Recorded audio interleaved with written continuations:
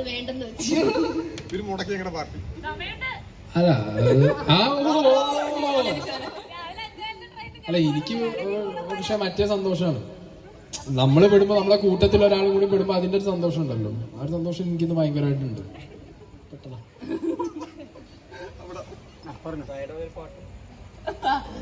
പാട്ട് പഠിച്ച ആളാണ്, അപ്പൊ പാട്ട് എന്തായാലും പാടാണ്.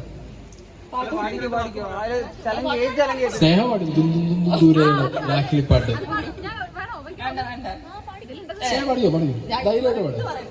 അപ്പൊ സായിന്റെ റിയാക്ഷൻ ചാനൽ ഒഴിച്ചു കഴിഞ്ഞാൽ ഞാൻ സിജോനോട് ഞാൻ നേരിട്ട് പറഞ്ഞ കാര്യമാണ്. എനിക്ക് സിജോനെ ഭയങ്കര ഇഷ്ടമാണ് റിയാക്ഷൻ ചാനൽ ചെയ്തതെന്നുണ്ട്.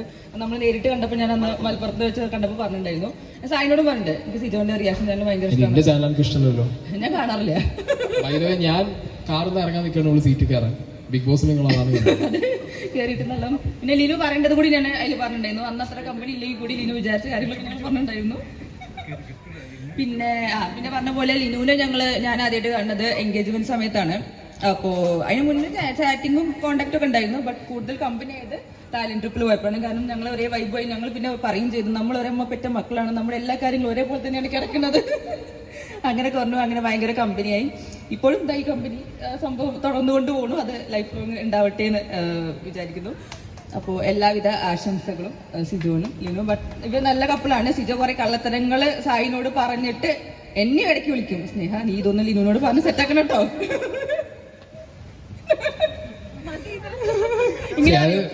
എന്താ അറിയോ, ഹോണസ്റ്റ് ആയിട്ട് പറയാലോ, ഞാനും സിജോ ഇടയ്ക്ക് കൊളാബറേഷൻ ഒക്കെ ചെയ്യാറുണ്ട്. അപ്പോൾ ഞങ്ങൾ കൊളാബറേഷൻ പോവാറുണ്ട്.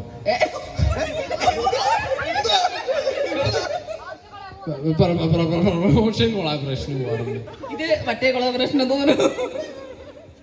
കൊളാബറേഷന് പോവാറുണ്ട് ഞങ്ങൾ. അപ്പൊ ആ കൊളാബറേഷന് പോകുമ്പോ ഞങ്ങൾ വീട്ടിൽ പറഞ്ഞിട്ട് പോകണല്ലേ. ഇവനെ അധികം ഇവിടെ നിർത്തണ്ടായിട്ട് സത്യങ്ങളൊക്കെ പുറത്തു വരുന്നു.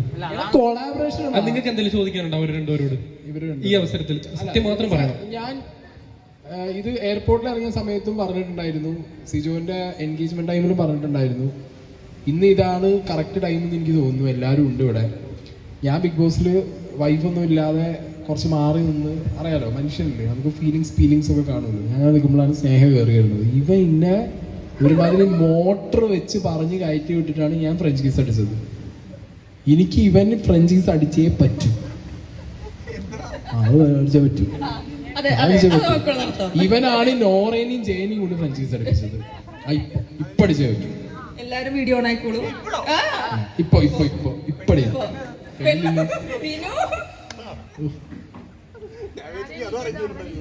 നിക്കി മിമ്മി വന്നിട്ടില്ല. തായ്ലൻഡിൽ നിന്ന് 2 അതിഥികൾ വരുന്നതാണ്.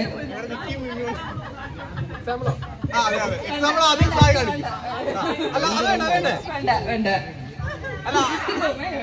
അല്ല, സ്നേഹിക്ക് താല്പര്യമുള്ള എക്സാമ്പിൾ വേറെ ആരെങ്കിലും വന്നാലും കുഴപ്പമില്ല. ഞാൻ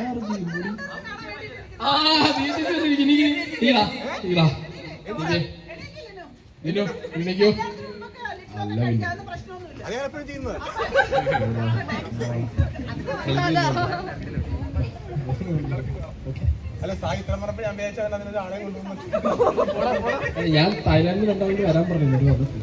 ഫ്ലൈറ്റ് ഓൺ ടൈം അല്ല. ലിനു ഇതെല്ലാം നോട്ട് എഴുതി വെക്കും കേട്ടോ കൃത്യമായിട്ട്.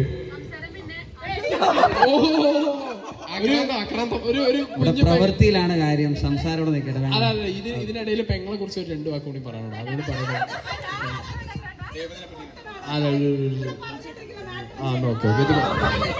ആരത്?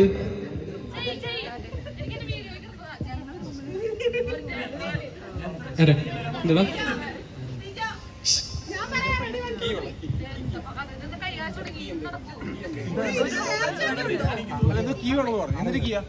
സിജോ മറ്റേ ഞാൻ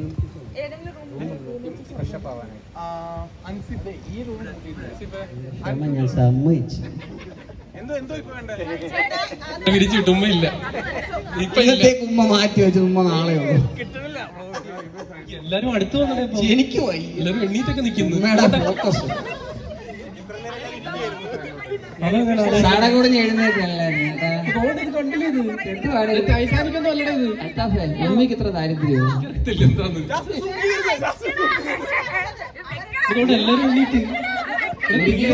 ജാസ്മിൻ വരെ എഴുന്നേറ്റ്. ബീച്ചിൽ കൂടെ പോരൊക്കെ ജാസ്മിൻ വരെ എഴുന്നേറ്റ്.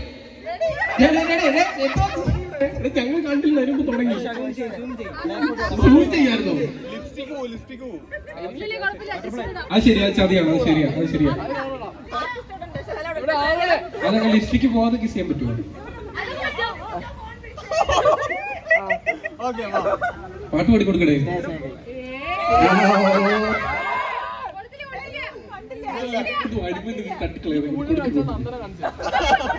നിങ്ങൾ ആ സൈഡ് കണ്ടു സിജോ, ആ സൈഡ് കണ്ടു, ഈ സൈഡ് കണ്ടില്ലെന്നാ പറയുന്നത്.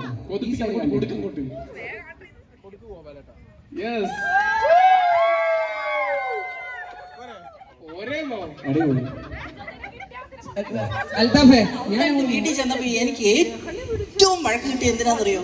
സിജോയ് എന്താ അമ്മ കേറ്റാഞ്ഞ നിങ്ങളുടെ ടീമില്?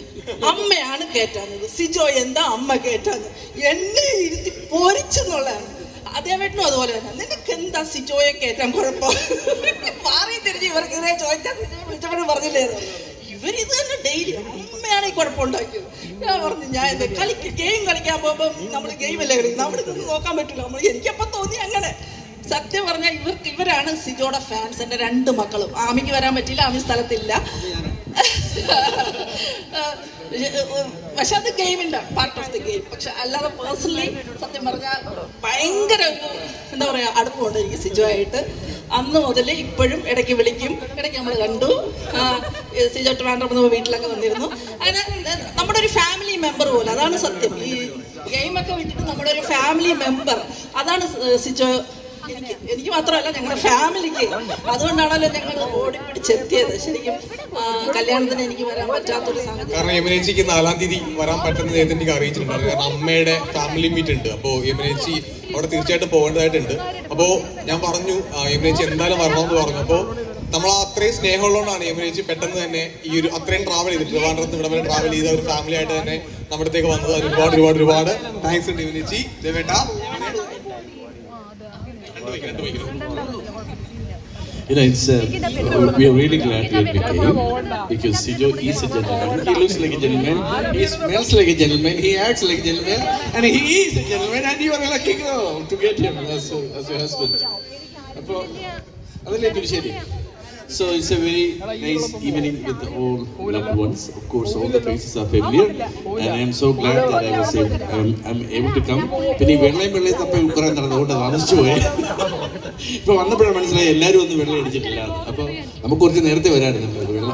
വെള്ളം അന്വേഷിച്ച് നടന്നതാണ് ഇത്ര പ്രശ്നം ഉണ്ടായത്. അല്ലെങ്കിൽ നേരത്തെ വന്നത്. Anyway, let's have a nice evening and congratulations both of you, beautiful peoples. ചെറിയ ഒരു പാട്ടുണ്ടായിരിക്കും, പക്ഷെ അതിനായിട്ട് ഞാൻ പ്രിപ്പയർ ചെയ്തിട്ട് പറയാം. താങ്ക് യു യമുന ചേച്ചി, ദേവേട്ടൻ മകള്